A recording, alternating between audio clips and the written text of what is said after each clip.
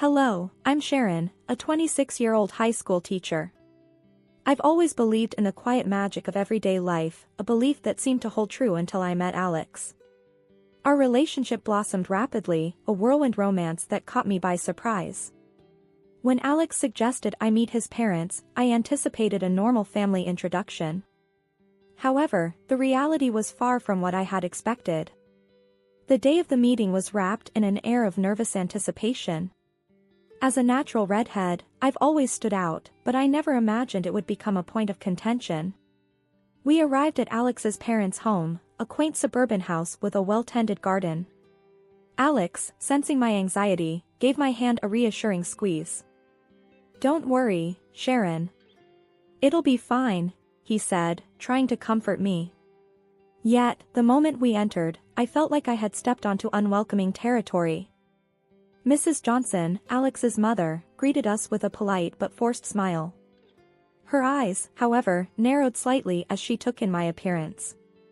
"Oh, a redhead," she said, her tone laced with a hint of disdain. "You know what they say about redheads. They're always the ones to watch out for." I felt my face flush with embarrassment, the comment catching me off guard. Alex, clearly upset by his mother's words, responded with a hint of irritation in his voice. "Mom, that's an old wives' tale. Sharon is nothing like that."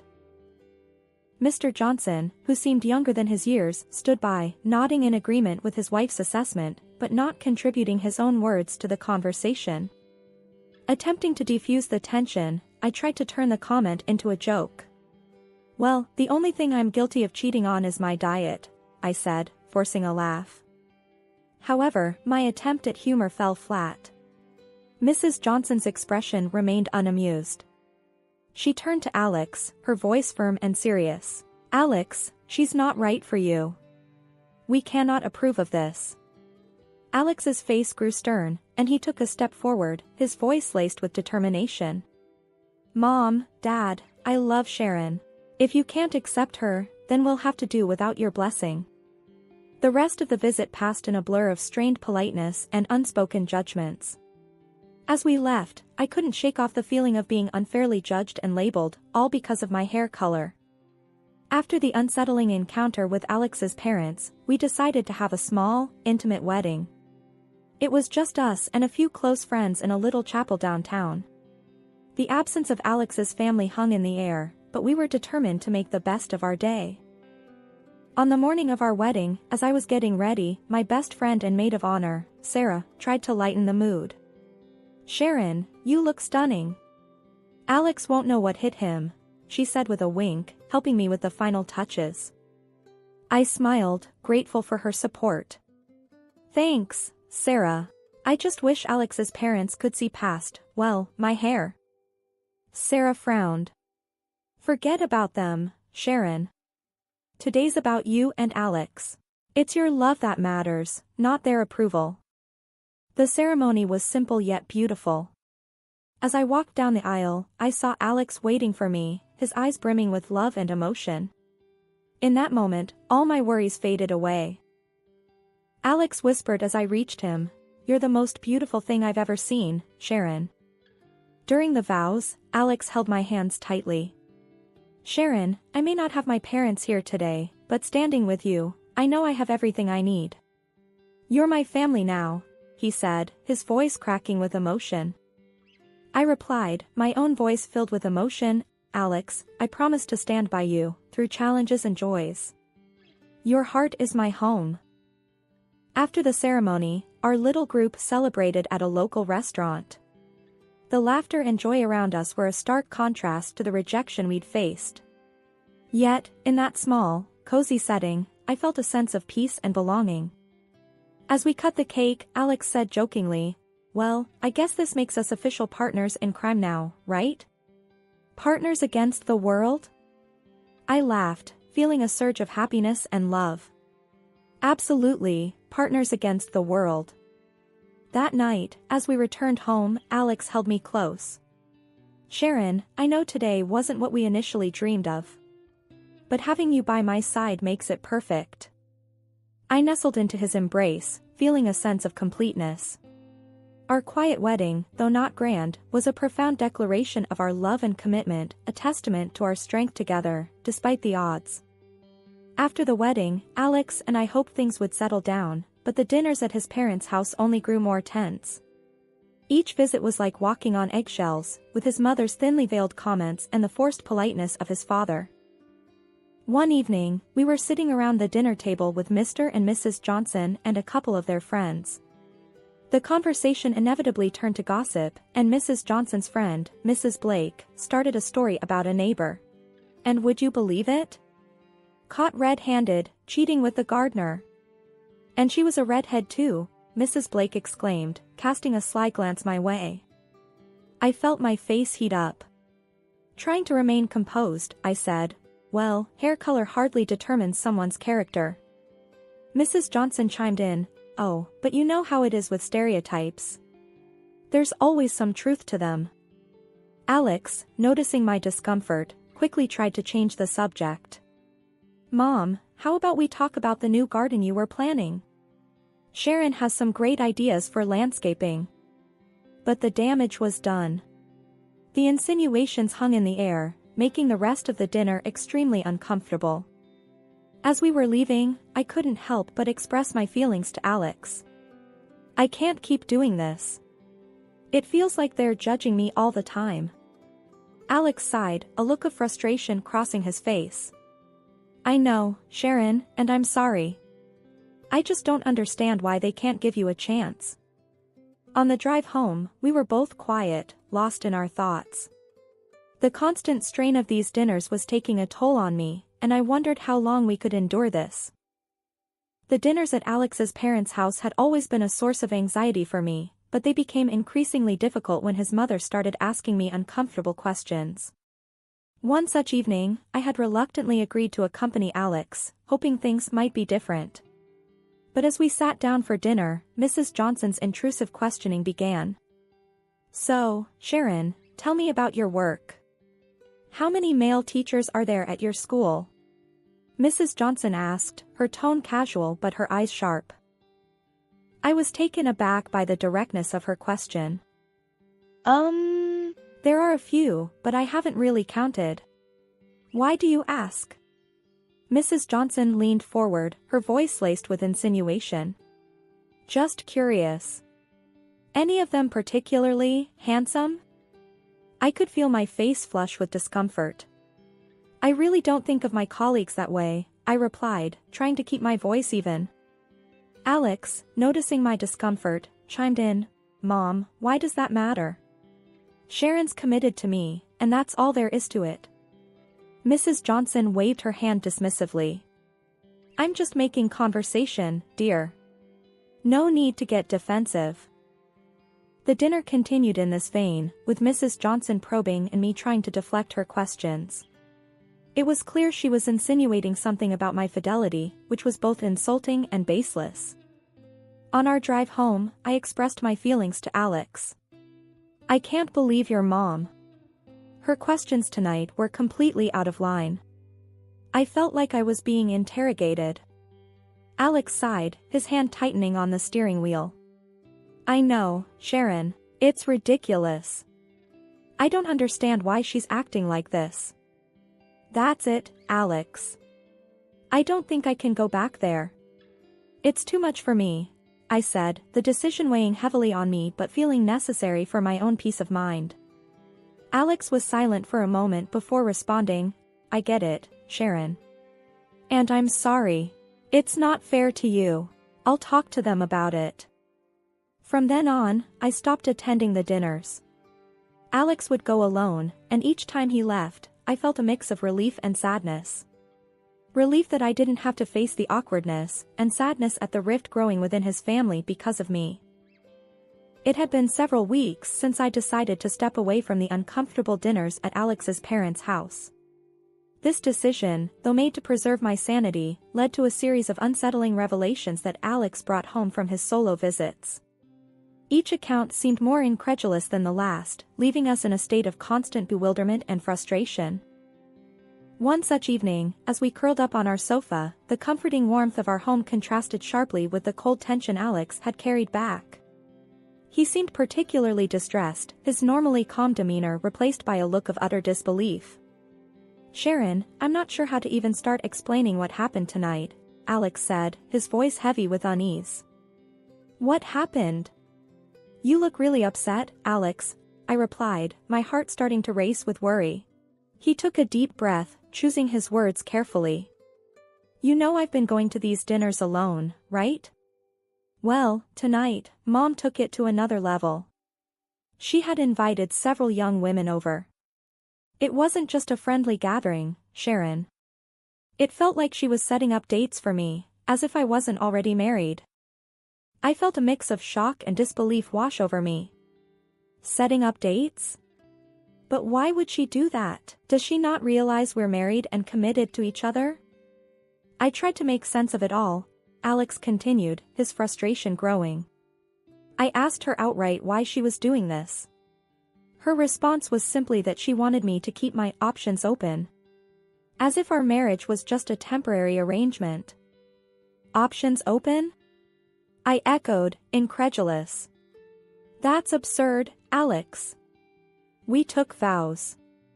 This isn't some casual fling that she can just dismiss. Alex nodded, his hands clenched in frustration. Exactly. I told her that I'm committed to you, that you're my wife and I love you. But she just seemed to brush it off, as if our marriage was some sort of juvenile phase. The conversation left us both reeling. The next morning, as I recounted the incident to my friend Sarah over a cup of coffee, her reaction mirrored my own. "That's outrageous, Sharon. How can his mother blatantly disrespect your marriage like that?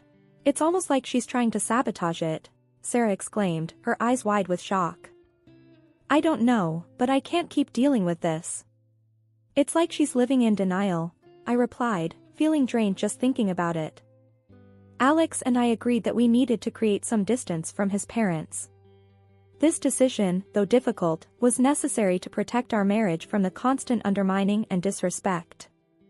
However, the following weeks, though void of direct confrontation, carried an undercurrent of unease and tension. As the days passed, I found myself constantly reflecting on Mrs. Johnson's actions. Her blatant attempts to set Alex up with other women, right under our noses, were a direct attack on our relationship. I wondered what we had done to deserve this treatment. Why was she so intent on destroying our happiness? Alex, too, was deeply troubled. "I just don't understand her, Sharon. Why can't she see how happy we are together? Why can't she accept our marriage?" The distance we created from Alex's parents brought a temporary peace, but that calm was shattered one ordinary school day. I was in the teacher's lounge when Mr. Davis, the school principal, approached me with a concerned expression. "Sharon, can I have a word with you in my office?" he asked in a tone that immediately set me on edge. "Of course, Mr. Davis," I replied, my mind racing with possibilities. In his office, Mr. Davis closed the door and gestured for me to sit. "Sharon, I had a rather unusual visitor today," he began, his brows furrowed in disapproval. My heart sank. "Who was it?" "Your mother-in-law, Mrs. Johnson," he said. "She was asking some very personal questions about you, your behavior at school, and your interactions with male colleagues." I was stunned into silence.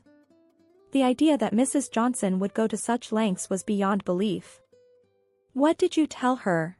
I managed to ask, my voice barely above a whisper. "I told her that your personal life is none of our business as long as it doesn't affect your professional conduct, which, by the way, has always been exemplary," Mr. Davis replied firmly. "But Sharon, I must say, this is highly inappropriate and concerning." Gathering my thoughts, I replied, "I'm so sorry, Mr. Davis. I had no idea she would do something like this.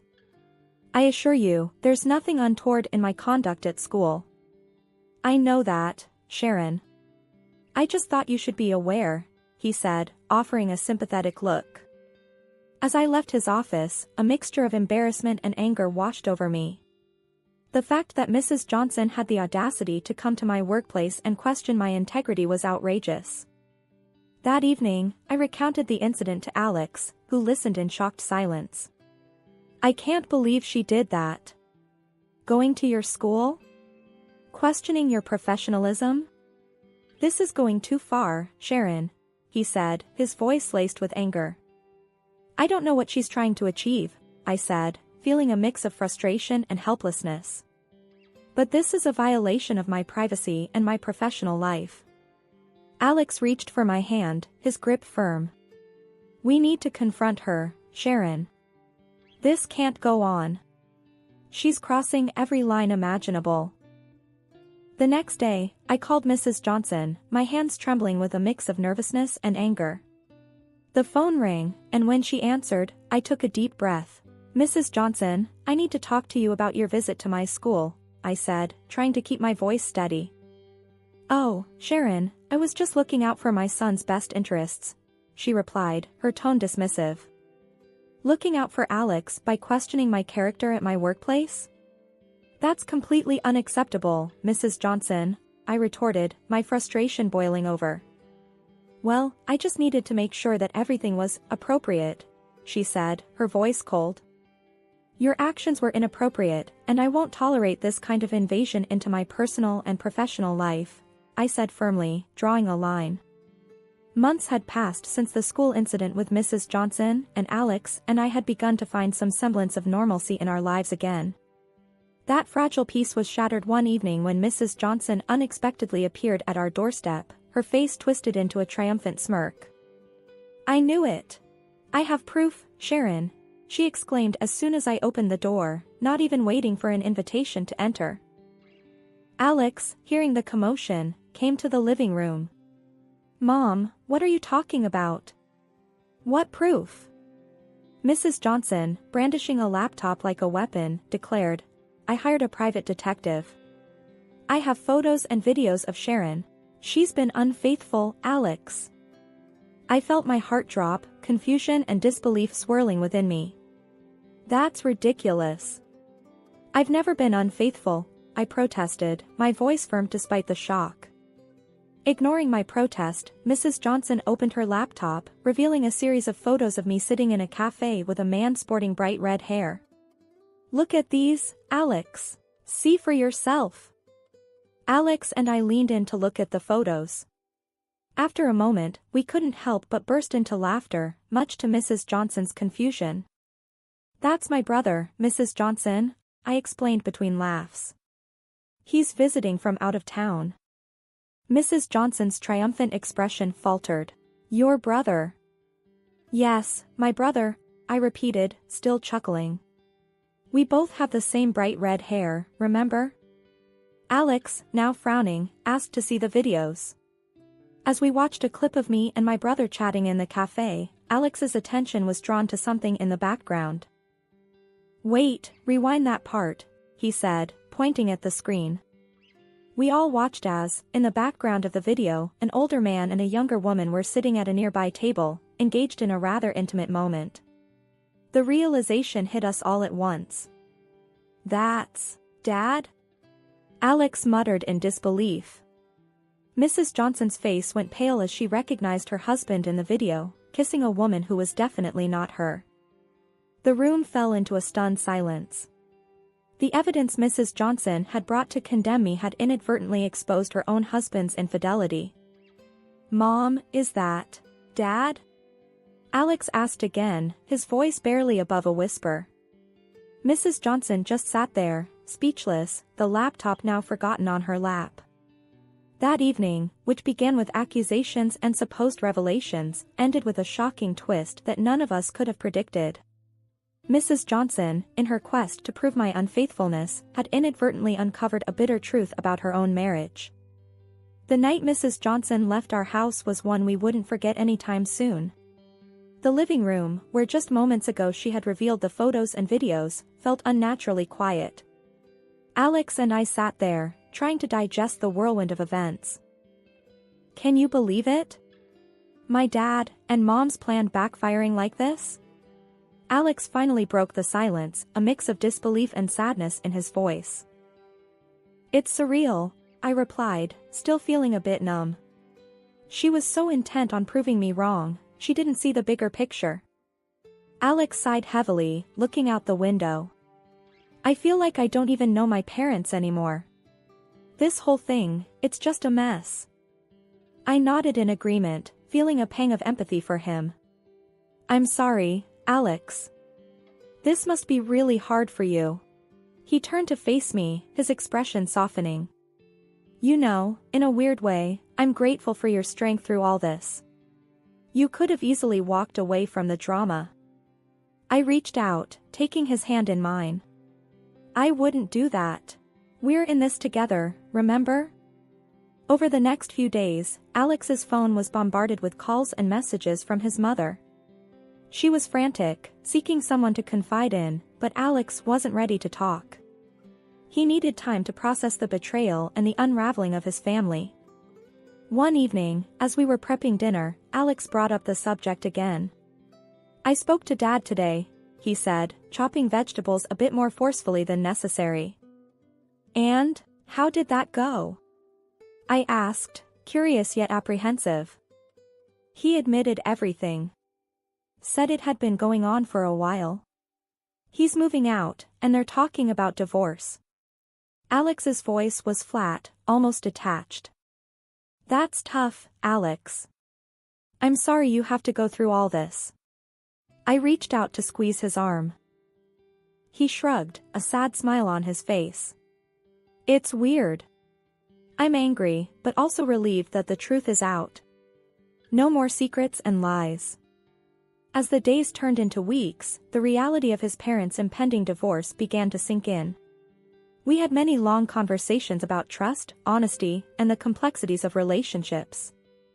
One night, curled up on the couch, Alex shared his thoughts.